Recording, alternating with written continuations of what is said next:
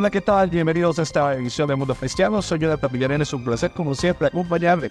Mi nombre es Pedro Alberto y bueno, un placer tenerlos acá. Vamos a los titulares de una vez. Lo que comenzaron como protestas pro-palestinas se convirtió en disturbios con mensajes de odio anti-israelíes. Le presentamos los detalles y analizamos cuál ha sido el papel de Qatar en este conflicto.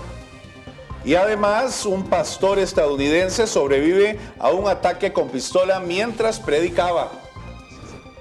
Miles de personas se bautizan en las playas y calles de Florida. Les contamos de esto y mucho más en esta edición de Mundo Cristiano. Y arrancamos con las informaciones. Este 6 de mayo Israel conmemoró el Día de la Remembranza del Holocausto. En esta ocasión, el recuerdo se hace mucho más amargo por la masacre vivida el pasado 7 de octubre. El lunes por la mañana, una sirena sonó en todo el país. El tráfico se detuvo y los israelíes guardaron silencio para recordar a los 6 millones de judíos asesinados en el Holocausto. Con la cantidad de amenazas que rodean a Israel y el alarmante aumento del antisemitismo global, algunos ven el siniestro paralelo entre el Israel del 2024 y 1930. Ahora el pueblo judío tiene que defenderse. En la conmemoración anual del Holocausto en Israel, el domingo por la noche, el primer ministro israelí, Benjamín Netanyahu, compartió la difícil situación actual de Israel con el Holocausto. Hoy nos enfrentamos nuevamente a enemigos empeñados en nuestra destrucción. Les digo a los líderes del mundo, ninguna presión, ninguna decisión de ningún foro internacional impedirá que Israel se defienda.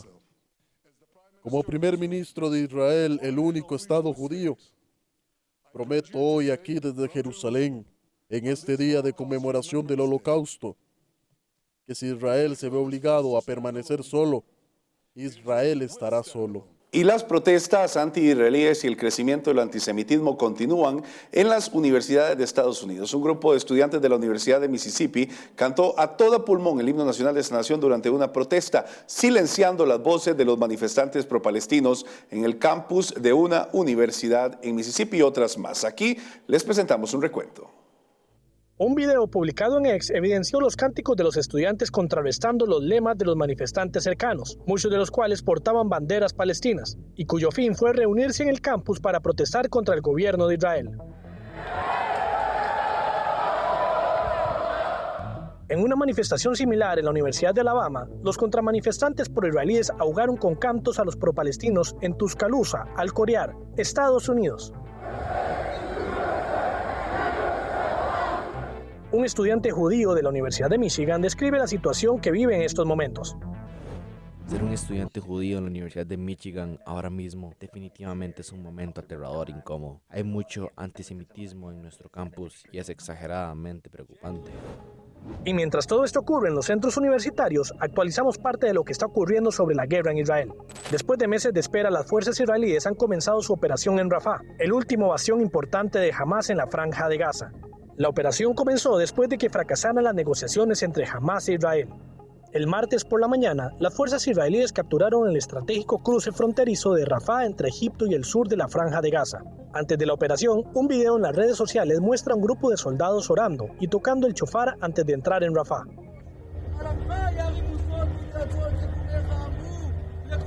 El ex portavoz de la FDI explica los desafíos que enfrenta el ejército israelí en Rafah. En primer lugar, las FDI han telegrafiado sus intenciones durante más de 4 meses, por lo que el enemigo debe estar bien preparado y anticipando el ataque. Segundo, el denso territorio urbano con el enemigo, que quizá utilice infraestructura para pelear desde ahí, por lo que será tan desafiante como la ciudad de Gaza y Anouna, y tal vez incluso más. El martes, en la ceremonia del Capitolio para recordar a los sobrevivientes del Holocausto, el presidente Joe Biden condenó el reciente aumento del antisemitismo y la masacre de Hamás el 7 de octubre. Ahora aquí estamos no 75 años después, sino apenas 7 meses y medio después. Y la gente ya está olvidando que Hamás desató este terror. Fue Hamás quien brutalizó a los israelíes. Fue Hamás quien tomó y sigue manteniendo rehenes. No lo he olvidado, ni ustedes tampoco, y no lo olvidaremos. La administración Biden confirmó informes de que se están reteniendo un gran envío de bombas de 2.000 a 500 libras por temor a que se utilicen en la operación de Rafah. Una decisión que criticó el senador republicano Lindsey Graham al decir que es la peor señal para enviar a todos los malos. Qatar ha sido un país que ha tenido mucha influencia en las negociaciones entre Israel y el grupo terrorista Hamas. Pero, ¿a quién quiere ayudar Qatar realmente? Un experto en política internacional nos explica a detalle cuál ha sido el papel de Qatar en el conflicto de Israel. Israel está en una posición que es impensable para muchos gobiernos. Ha tenido que sentarse a negociar con terroristas. Después de la masacre del 7 de octubre, la nación judía ha tenido que defenderse, mientras en la mesa de conversación está la presión internacional, la batalla mediática, el activismo universitario y la carrera de tiempo por rescatar a los rehenes que siguen en manos de Hamas. Y al otro lado de la mesa de negociación hay un actor que ha sido relevante, Qatar. Pero, ¿es Qatar un agente neutral en este conflicto?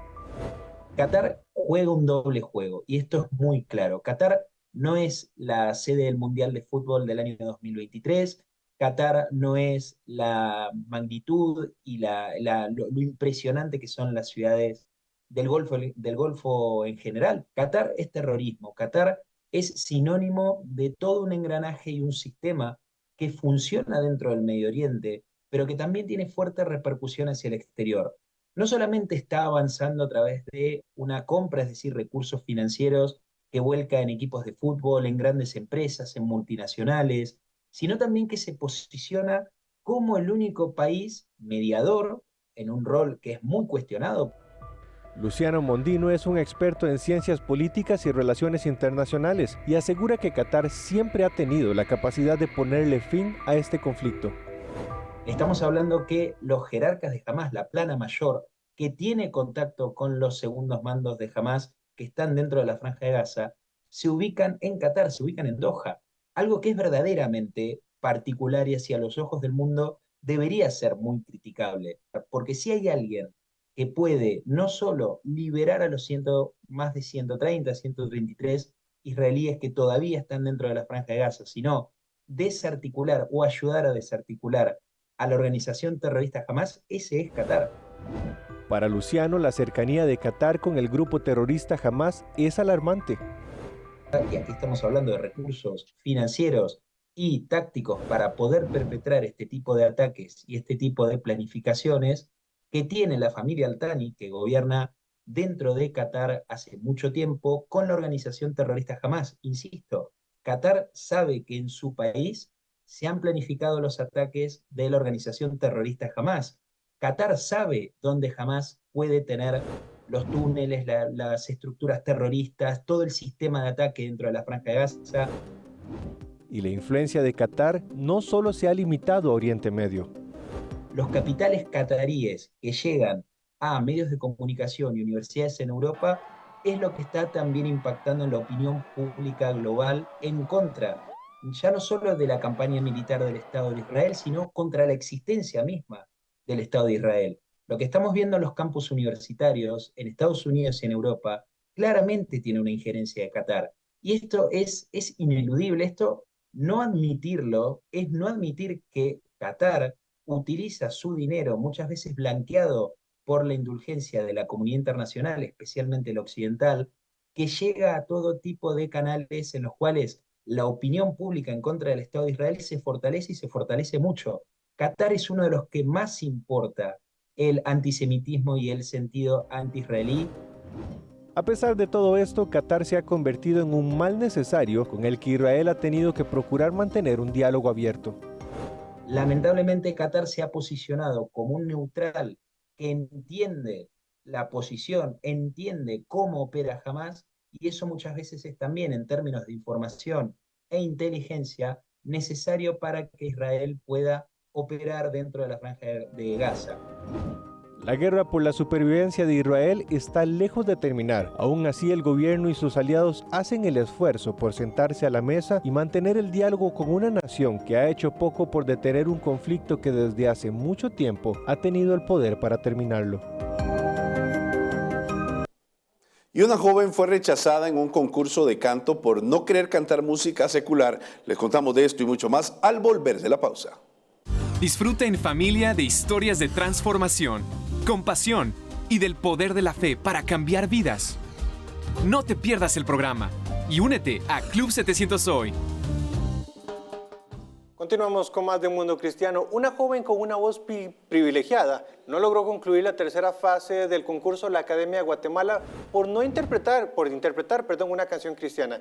El crítico de la audición, el maestro Miguel Ángel Duarte, dijo que el concurso era una audición del ámbito secular, no una audición de música cristiana, por lo que le solicitó a la concursante cantar una canción acorde. Sin embargo, ante esta inesperada reacción por parte del jurado, la joven decidió dejar el escenario, no negando su fe. Mire, Belén, yo le canto a Dios también, pero este no es un casting cristiano. Inundaciones mortales y 15 tornados han impactado partes del medio oeste de Estados Unidos. En Bartlesville, Oklahoma, un monstruoso tornado destruyó varias casas y negocios. Los empleados que trabajan en un Hampton Inn captaron el desgarrador momento en el que la tormenta azotó el hotel. En Barnesdale, Oklahoma, una familia vivió una noche aterradora también después de que un tornado arrasara su vecindario y que afortunadamente la familia lograra escapar. También en Barnesdale, una residencia de ancianos se vio afectada. El centro, que cuenta con 38 camas, solicitó en las redes sociales que por favor oraran por ellos ante el angustiante momento. Gracias a Dios, todos los residentes fueron contabilizados sin heridos ni muertos, pero tuvieron que ser trasladados temporalmente a un campo de fútbol debido a una fuga de gas. El gobernador Greg Abbott anunció al menos 3 muertes debido a las fuertes tormentas, incluido un niño arrastrado por las inundaciones. Queremos pedirles sus oraciones por las personas que han perdido a sus seres queridos con estos desastres naturales y por quienes en este momento no tienen un hogar.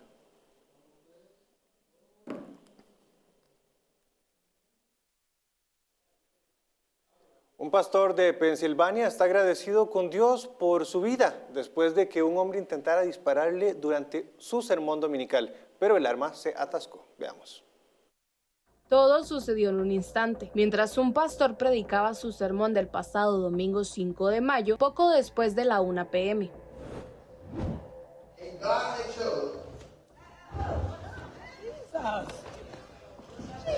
El pastor Glenn Germany estaba predicando en su iglesia en Pensilvania cuando de repente un hombre se le paró enfrente, le apuntó con un arma y trató de apretar el gatillo, lo que fue un milagro, ya que el arma no se disparó. Según declaraciones del pastor Glenn a CBS News, toda esta impactante situación ocurrió frente a su hija de tan solo 14 años. Era como si esto no estuviese sucediendo. Yo siento que solamente Dios pudo trabar el arma. De héroe. Así fue como el pastor llamó al diácono que lo salvó, Clarence McAllister, quien no dudó en lanzarse sobre el agresor para neutralizar la amenaza y forcejear hasta lograr tener el atacante bajo control.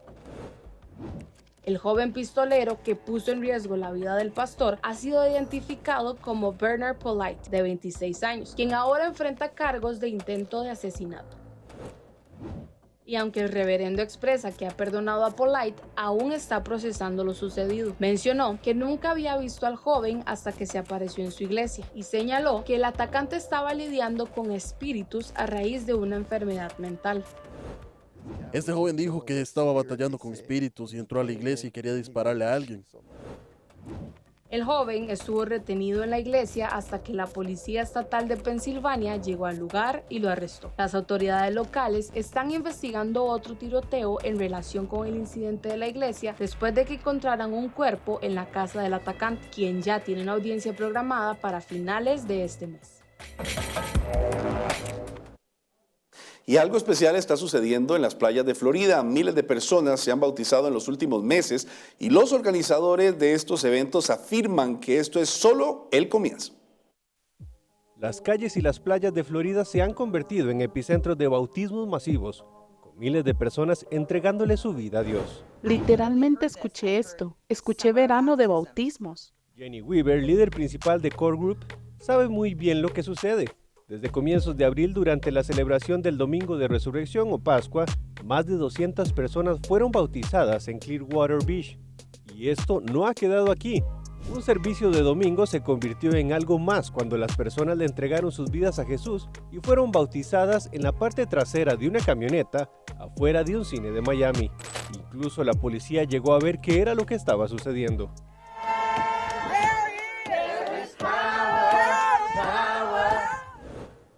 Ahora Weaver planeó para este 11 de mayo un bautismo masivo, donde hubo bautismos simultáneos desde Luisiana, Tennessee, California, Texas y Missouri.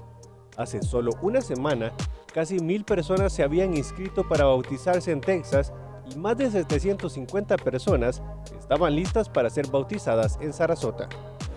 El bautismo es una forma de que el Señor prepara a su iglesia. No creemos en simplemente sumergir a la gente en el agua porque están entusiasmados con el agua. Creemos en que se arrepientan. Hacemos oraciones de salvación. Hay arrepentimientos. Antes de bautizar a una pareja me dijeron, estuvimos en brujería esta tarde. Yo estaba como, tienen que renunciar a eso ahora. Nos tomamos el tiempo y empezamos a anunciarlo. Es decir, empezamos a renunciar. Renuncio a esto, renuncio a las cartas del tarot, renuncio a ellas y vino el poder del Espíritu Santo. El Espíritu Santo casi los bautizó él mismo. Nosotros apenas los estábamos tocando. No tuvimos que sostenerlos para que se sumergieran en el agua, ¿entienden?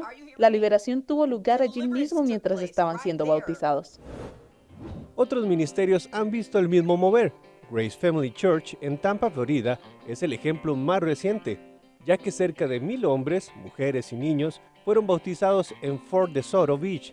Durante un evento en el estadio Raymond J., más de 1,200 personas respondieron al llamado de entregar su vida al Señor. 2 semanas después, estas imágenes llenaron las redes sociales de la iglesia. Y todo esto mientras el verano apenas está por comenzar.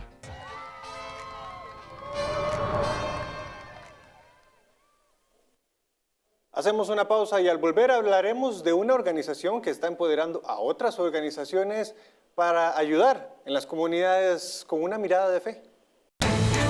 Mundo Cristiano se renueva, se refresca, pero su esencia sigue intacta.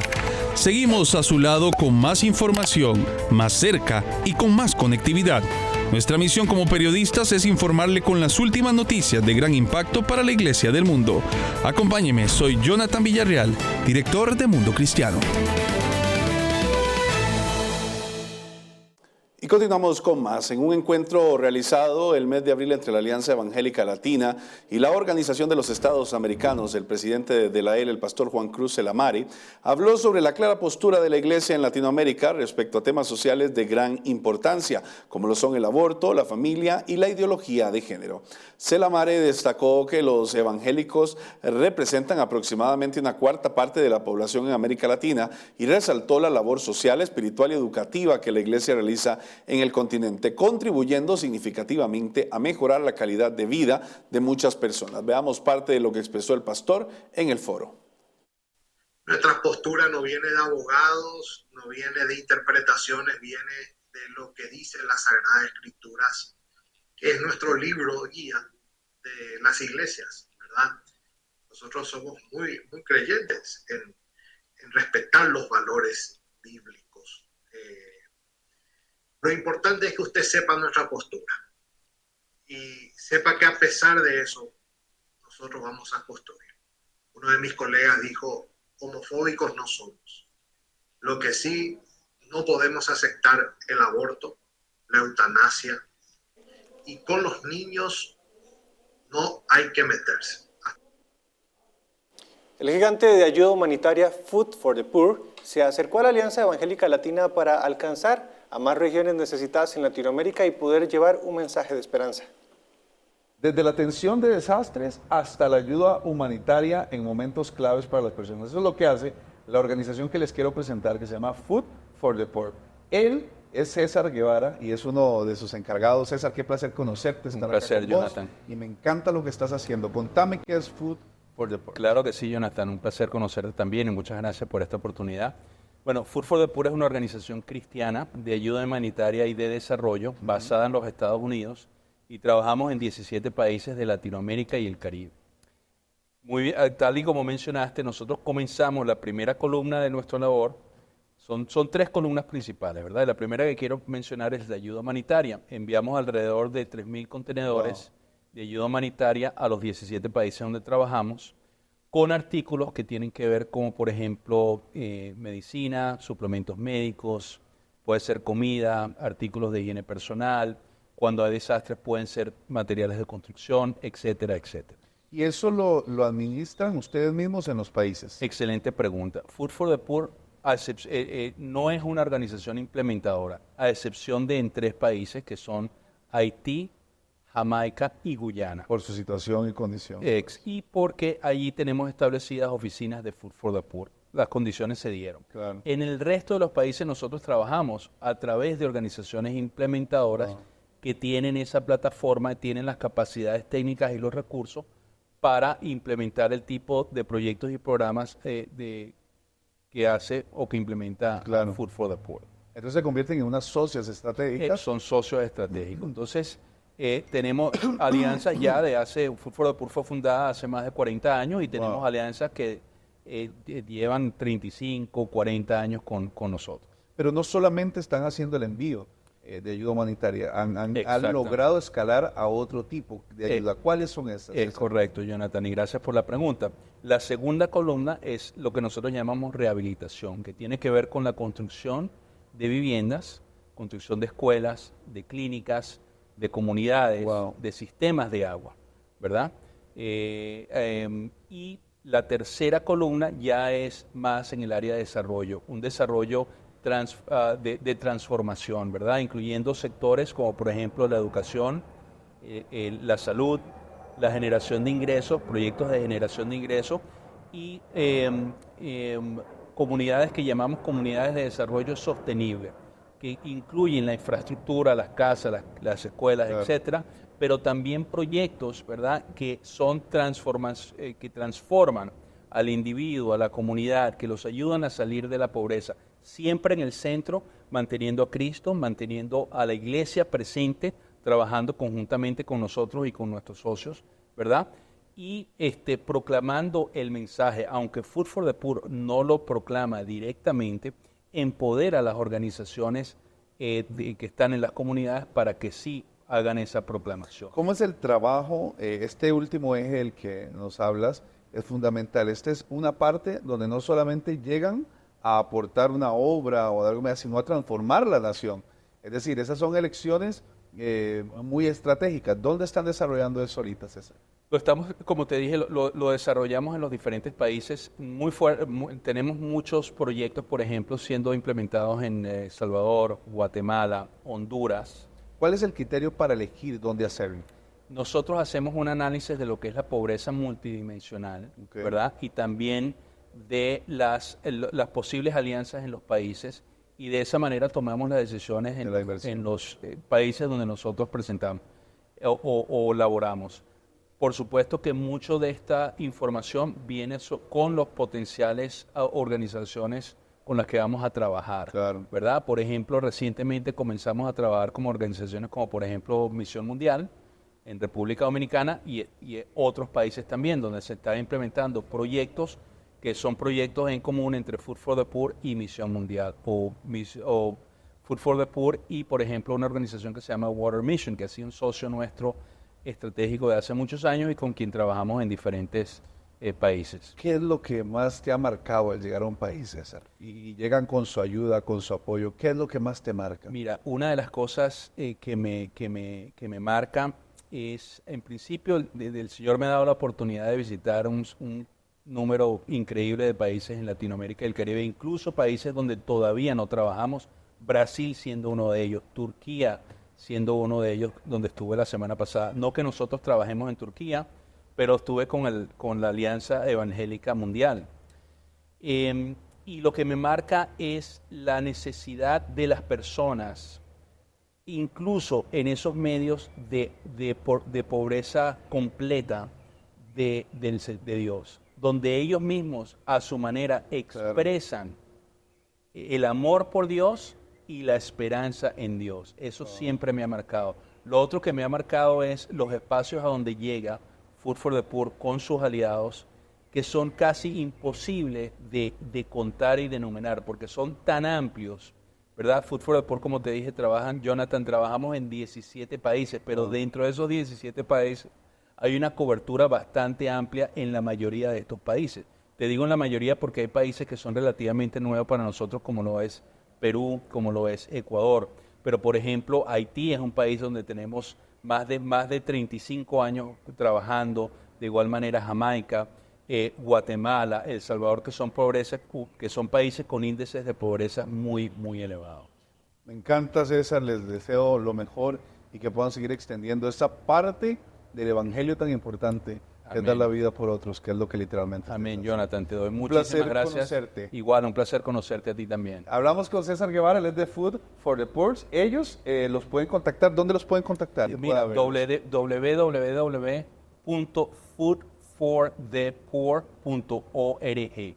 Si quieren se los deletreo, sí. www.foodforthepoor.org. Ahí pueden ustedes contactar y pueden ver las formas de contacto y pueden estar viendo también lo que están haciendo. Y si usted quiere colaborar, esta es una gran oportunidad. Continuamos con más de Mundo Cristiano.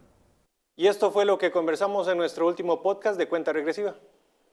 ¿Por qué la gente puede decidir o no optar por la eutanasia? No era eutanasia. Eso es suicidio asistido. Es un suicidio asistido. Hay que matar al dolor, no matar al doliente. Eso está buenísimo. Porque no, aunque la mayoría de la gente crea que muchos piden la eutanasia por dolor, realmente no es el dolor físico ni es el sufrimiento físico, es la soledad y el sufrimiento emocional. Que es un dolor emocional fuerte. No digo que las personas que están favoreciendo la eutanasia sean personas malas. Ellos lo hacen de buen corazón y realmente creen que es lo mejor, desde la perspectiva materialista que tienen. Yo creo que los seres humanos hemos asegurado la muerte y la incertidumbre. Nada es cierto más que lo que pase después de la muerte. De aquí en adelante lo que puede pasar es incierto. Usted y yo no sabemos qué va a pasar después de esta entrevista. Y ese sentido de incertidumbre hay gente que no la puede manejar. Tenés toda la razón. El temor, la angustia del enfrentarse a algo desconocido es lo que hace que la persona tenga mucho miedo y por lo tanto entonces diga, no, yo quiero apurar esto. Sí. También hay que permitirles morir en paz y evitar el sufrimiento y hacer una eutanasia de la buena. O sea, llegar y acompañarlo en su momento final para aliviar y para consolar y para tener ese dolor controlado, pero no para adelantarlo. Llegamos al final del programa. Recuerde que puede vernos en mundocristiano.tv y tenemos todas las noticias actualizadas. Dios los bendiga. Nos vemos, si Dios lo permite, en 8 días.